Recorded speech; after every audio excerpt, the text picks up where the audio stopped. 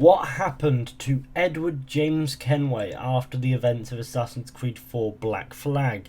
Now, unlike other characters I've talked about in this sort of mini-series thing that I've got going, we know what happened to Edward Kenway, so this is more lore. However, I would recommend that if you do not want spoilers for the book Assassin's Creed Black Flag or Assassin's Creed Forsaken, I probably wouldn't watch this video. So let's get into this. Soon after the events of Assassin's Creed 4 Black Flag, after returning to England, Edward returned to his hometown of Bristol. His mother knew he intended to track down and kill those responsible for the attack on their home years ago. As a result, she disowned him. He met Rose, a housemaid of Emmett Scott, and settled old scores with his callous father-in-law and the Templars who burned down his family's farm. Edward then turned his attention to Matthew Haig. Matthew Haig was Caroline's intended fiancé before she married Edward.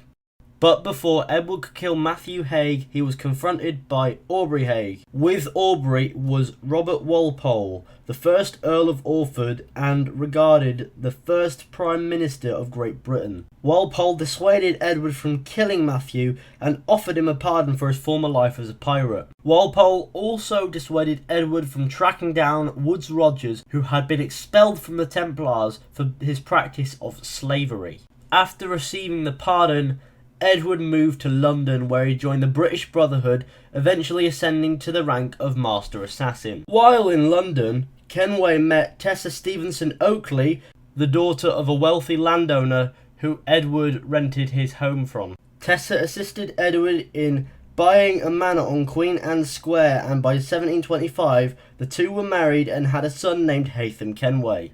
After joining the British Brotherhood, Edward quickly rose to the position of co-leader alongside Miko.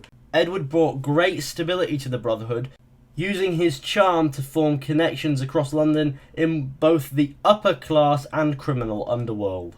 And with the assistance of Miko, was able to keep the Templars at bay and further the assassin cause in the country. Edward used his commercial enterprise as a smokescreen to travel the globe in search of first civilization sites like the observatory he found in the Caribbean. He discovered temples in Italy and one underneath Alamut.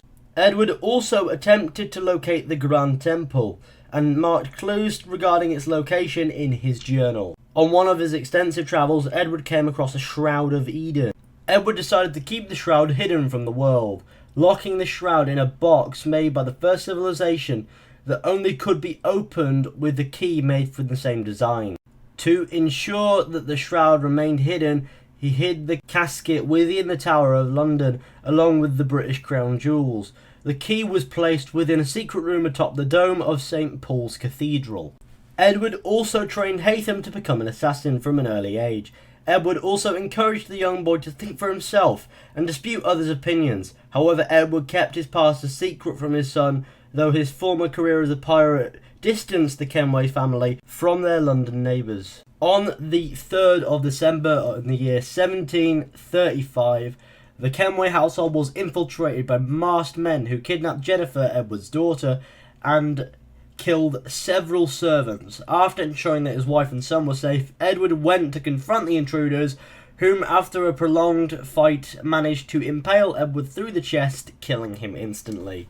So there you have it, everybody. That's what happened to Edward Kenway. Thanks for watching. Hope you enjoyed. Be sure to go ahead and leave a like, subscribe, share, comment, and I'll see you all in the next one. So yeah.